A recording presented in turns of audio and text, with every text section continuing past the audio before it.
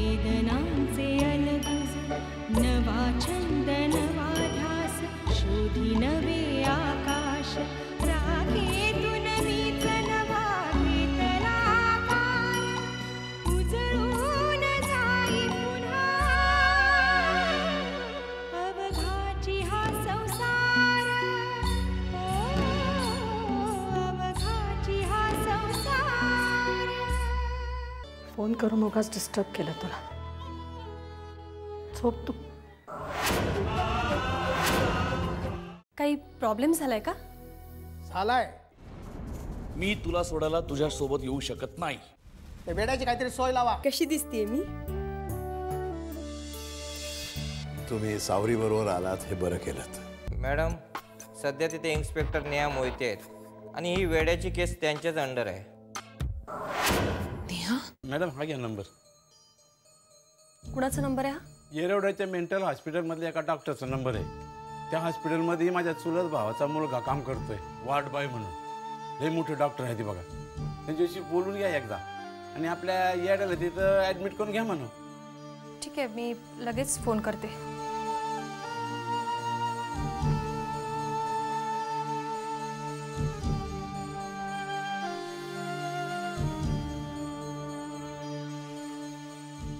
Hello हां doctor मी inspector Neha Mohite बोलते महाबळेश्वरहून। माझ्या ओळखीचे एक काय नाव तुमच्या पुतण्याचं? शंकर। शंकर सांगा वार्ड बॉय आहे म्हणून। हां शंकर वॉर्ड बॉय म्हणून आहेत तिथे। त्यांनी मला तुमचा नंबर दिला। हो हो तीच केस। तुम्हाला बोलला का तो? अच्छा अच्छा हो डॉक्टर तो सध्या आमच्या जेलमध्ये आहे। Actually he is not a criminal somehow mentally disturb person. मला असं वाटतंय की त्याला तुमच्या हॉस्पिटलमध्ये ॲडमिट करावं। मला प्रोसिजर माहिती नाही आहे नीट। ओके ओके पण डॉक्टर तुम्हाला इकडे येऊन नाही का त्याला घेऊन जाता येणार? ठीक आहे नाही मी प्रयत्न करते। Okay thank you very much. काय म्हणले ते? आपल्याला त्याला तिकडे घेऊन जावं लागेल। मी म्हणलं नव्हतं का याच्यात काय अर्थ नाही म्हणून? आता आलं का आपल्या अंगाशी? आता काय करायचं? एक दिवसाची सुट्टी काढू आणि घेऊन जाऊ त्याला तिकडे। मग बघूया काय होतंय ते। तुम्ही या। ठीक आहे।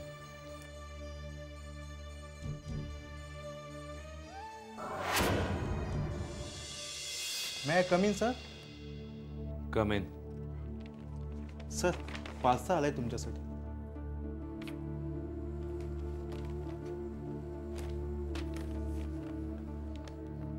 काही काम आहे? काय नाही। मग सॉरी सर।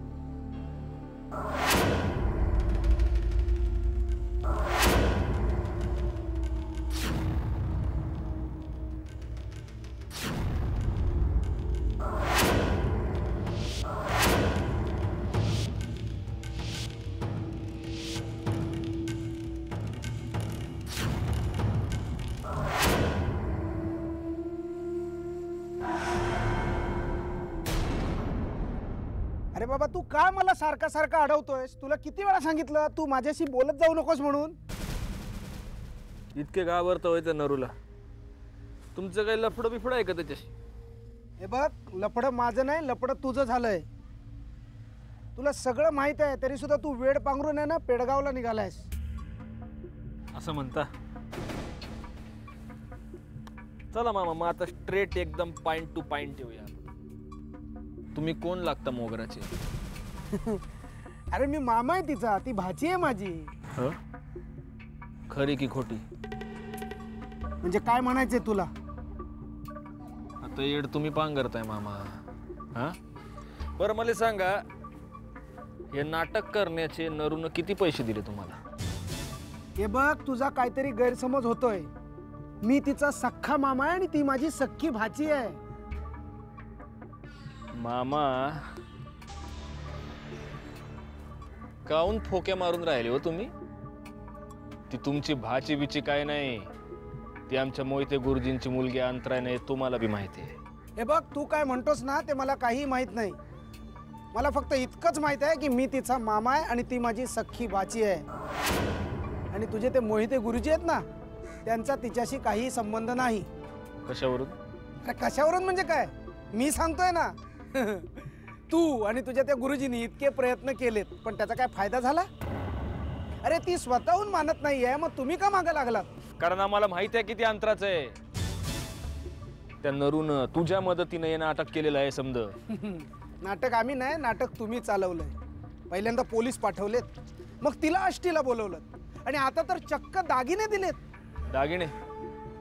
कोणी दिले दागिने? तुझ्या त्या मोहिते गुरुजींनी. शक्यच नाही. अरे काय शक्य नाही?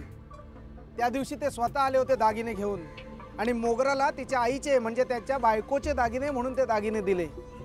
असे दागिने देऊन दुसऱ्याची पोर स्वतःची करता येत नाही, हे जाऊन सांग तुझ्या मोहिते गुरुजीला. ओगे माम्या, गुरुजींबद्दल पटर पटर केली का नाही तर तुडवेन झाल्या. हे बघ, हे माझी यात काही चूक नाहीये. म्हणजे तू गुरुजींना सांग ना की ती माझी भाची आहे म्हणून. मला फक्त एवढंच सांगायचं होतं. याला काय कटकट आहे? नाही म्हटलं तर तो मारतो, हा म्हटलं तर हा मारतो. माझा फुटबॉल झालाय यार. परमेश्वरा वाचव रे बाबा.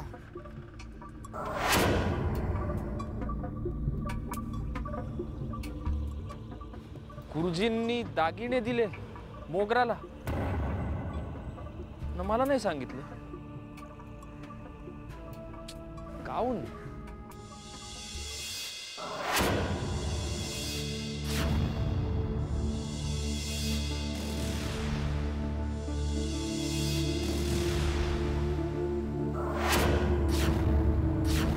चहा. चहा ठेव तिथं.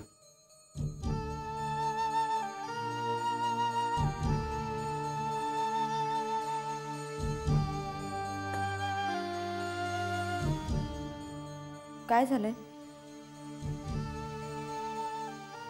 मग तुम्ही माझ्याशी नीट बोलत का नाही आहात? कालपासून बघते मी. माझं काही चुकलं का? मला सांगा ना, का रागावला तुम्ही माझ्यावर? मोगरा, तुला चांगलं माहितीये मी का रागवलोय तुझ्यावर. मला नाही माहिती. तू दागिने का घालतेस? हं? सांग ना, तू ते दागिने का घालतेस? मोगरा, मोगरा, हळूहळू हळूहळू त्या म्हाताऱ्याच्या बोलण्यावर तुझा विश्वास बसायला लागलाय. जणू काही त्यांनी तुला भूल दिलीये. अशी येडेसारखी तू त्याच्या मागं मागं चाललीयस. असं नाहीये हो. तसंच आहे मोगरा, हे तसंच आहे.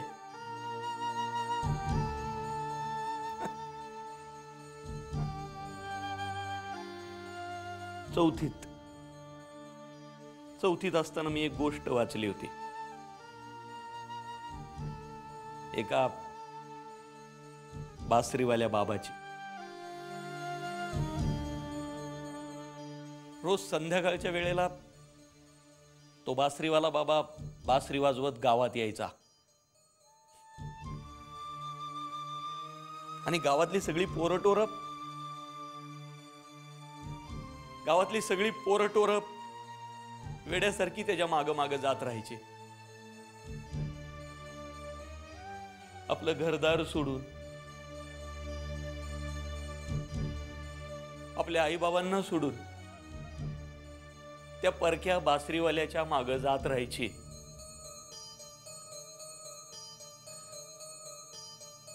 तुला नाही वाटत तुझं असंच होतंय? तू सुद्धा त्या गुरुजींच्या मागं अशीच वेड्यासारखी चाललीयस, आणि हे जाता जाता एक दिवस तुम्हाला सोडून जाणार ग? हो, एक दिवस तुम्हाला सोडून जाणार. मोगरा, अगं काय नाही केलं मी तुझ्यासाठी, सांग ना. मान्य मी वाईट होतो, पण तू म्हटली दारू वाईट, मी दारू सोडली. तू म्हटली दारूचा धंदा वाईट, मी दारूचा धंदा पण सोडला. केले ना मी माझ्यात बदल. मग सांग ना मोगरा, माझं काय चुकलं ग? मोगरा, मी तुझ्याशिवाय नाही जगू शकत.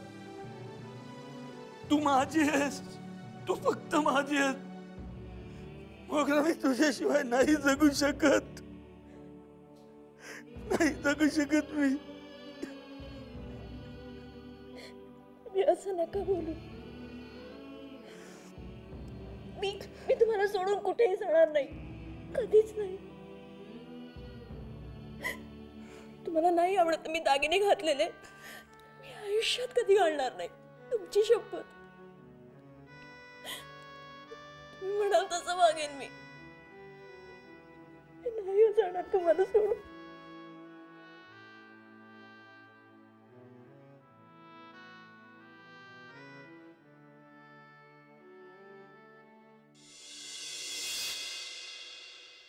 हे बाबा खा खा.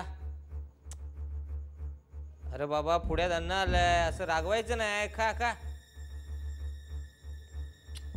अरे अन्न हे परब्रह्म असतं राजा, खायचं असतं. बघ बघ खा. अरे ते लोकांना मिळत नाही.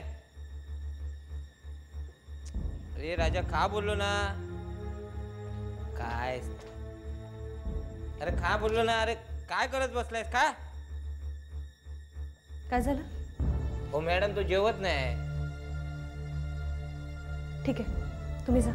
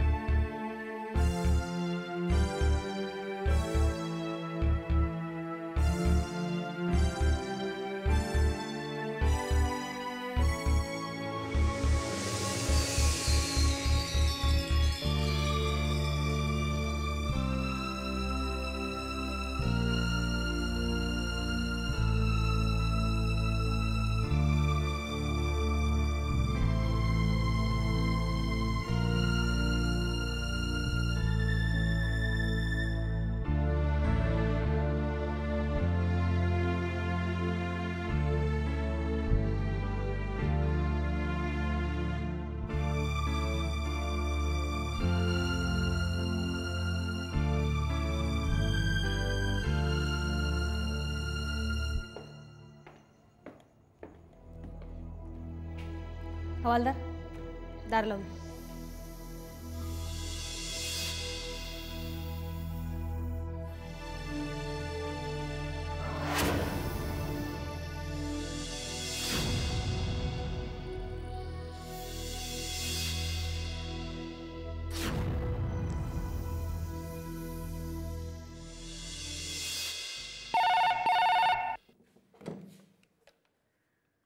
हॅलो गुरुजी, मन्या बोलतो. हां बोल मन्या. गुरुजी, माझं काही चुकलंय का? म्हणजे असं का विचारतोयस तू? नाही, तुम्ही मुंबईला येऊन गेले असं कळलं. मला भेटायची इच्छा बी नाही झाली का गुरुजी? अरे तसं नाही रे मन्या, पण मला वाटलं की तू कामात असशील आणि त्यातही आधीच बराच त्रास दिलाय तुला. त्रास? वा गुरुजी, चांगली किंमत केली गुरुजी तुम्ही आमच्या प्रेमाची. अहो माझ्या घरचं काम समजून मी करतो हे सगळं, आणि त्याचा मला त्रास होईल. एका शब्दात तुम्ही तोडलं गुरुजी. तुम्ही दाखवून दिलं की मी तुमचा नाही, मी परका आहे. मन्या, अरे तू नाही गुरुजी, तुमचं बरोबर आहे. माझं चुकलं. म्या तुमच्या गोष्टींमध्ये ढवळाढवळ करायला नको हवी ती गुरुजी. मला माफ करा तुम्ही. नाही नाही मन्या, अरे मला समजून घे. माझ्या म्हणण्याचा उद्देश तसा नव्हता. हे बघ, मी तिथे येऊन गेलो हे खरं आहे. मी तुला भेटलो नाही हे सुद्धा खरं आहे. पण त्या दिवशी मला काही सुचलंच नाही. अचानक अंतराचे विचार मनात घोळायला लागले आणि भुरळ घातल्यासारखा मी तिच्या घरी जाऊन पोहोचलो. तुला कळवायला हवं होतं हेही सुचलं नाही मला. माझं चुकलं म्हण्या. तुला कळवायला हवं होतं. मला माफ कर. हो गुरुजी, म्या कोण तुम्हाला माफ करणारा? तुम्ही मला वडिलांसारखे आहे गुरुजी. आता मुलगा चिडतोय कधी कधी वडिलांवर, पण तेव्हा वडिलांनीच माफ करायचं असतं त्याला. तुम्ही इथं मुंबईला येऊन गेले, मला न भेटता गेले. शिवाय तुम्ही त्या मोगराला भेटून तुम्ही तिला दागिने दिले, ही गोष्ट मला तिसऱ्या माणसाकडून कळली, तर मी चिडणार नाही का गुरुजी?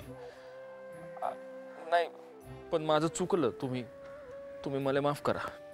नाही मन्या, तुझं रागावणं अगदी स्वाभाविक आहे. कुणालाही या गोष्टीचा राग आला असता. पण काय झालं तुला सांगतो. माझ्या बायकोनं तिची आठवण म्हणून अंतरासाठी काही दागिने काढून ठेवले होते. मला वाटलं कोण जाणे अंतरा आता पुन्हा भेटेल की नाही, म्हणून मग मी ती ठेव मोगऱ्याच्या स्वाधीन केली आणि माझ्या मनावरचं ओझं थोडं हलकं केलं. अंतरा नाही, निदान मोगऱ्याच्या अंगावर दागिने पाहिले तर माझ्या बायकोच्या आत्म्याला शांती मिळेल असं वाटलं, म्हणून मी. नाही गुरुजी, बरोबर आहे तुमचं. आणि म्या तुम्हाला सांगतो गुरुजी, काय बी झालं ना तरी म्या जीवाचं रान करन, पण तुमच्या अंतराला तुमच्याकडे आणून सोडन. बघा, समजा व्यवस्थित होणार आहे गुरुजी आपलं. ते जेव्हा होईल तेव्हा होईल. पण मन्यात तुझा राग गेला ना. आता रागाचं काय गुरुजी, पेट्रोल सारखा असतोय तो. आग लागो वारा लागो तो आपला फुरकन उडून जातोय. तुम्ही मनामध्ये काही ठेवू नका गुरुजी. नाही नाही ठेवणार. म्या ठेवू फोन? ठेव.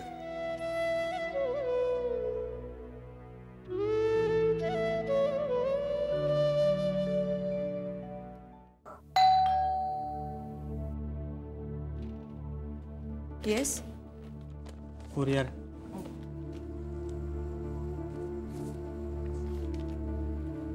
ते सही करा. नंबर लिहा. इथे? हां.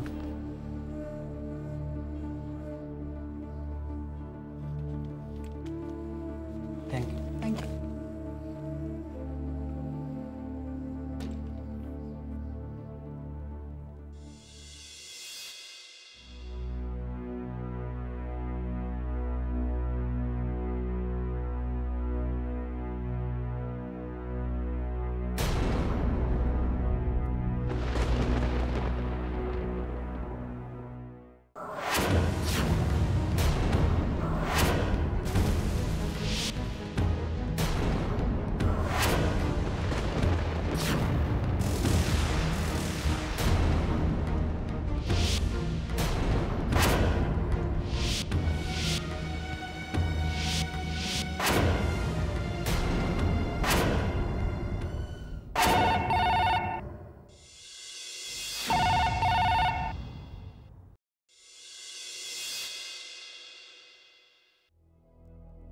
हॅलो.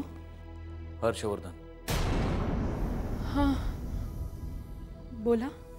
शारदा, काही प्रॉब्लेम झालाय का? नाही, काही नाही. मग तुझ्या आवाजाला काय झालं? कापतोय बोलताना. नाही म्हणजे ते काही नाही. शारदा, काही प्रॉब्लेम झाला असेल तर मला सांग, मी काही मदत करू शकेन तुला. नाही तर मी काम करतो, मी तुझ्या घरी येतो, मग आपण सविस्तर बोलू. नाही, नको. का? नाही, मला जरा काम होतं. काम? खरेदीला जायचं होतं बाहेर, म्हणून नाही म्हणाले. शारदा, नक्की काही प्रॉब्लेम नाहीये ना? नाही, खरंच काही नाही झालंय. ठेवू फोन?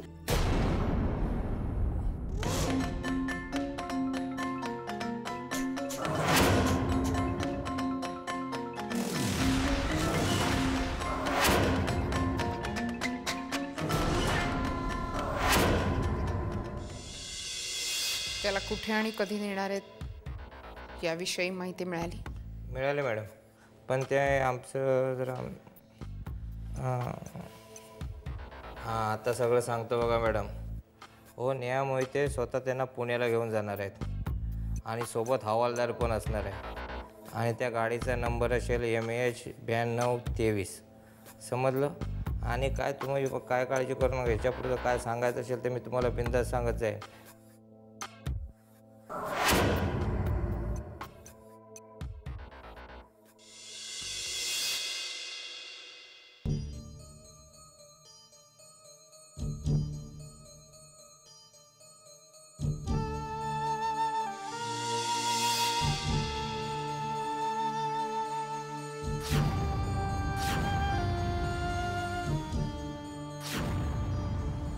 हेच ते दागिने जे मला बाबांनी आणून दिले होते. तुम्ही परत नेऊन द्या त्यांना. अगं पण कशाले? गुरुजींनी एवढ्या प्रेमाने दिले तुला. तू त्यांची मुलगी आहेस की नाही हे अजून शितपण झालेलं नाही, तरी सुद्धा आपली एवढी मोठी ठेव त्यांनी तुझ्या नावावर केली. मोगरा, खूप किमती आहेत ग हे दागिने. ते सोन्याचे आहेत म्हणून नाही, पण या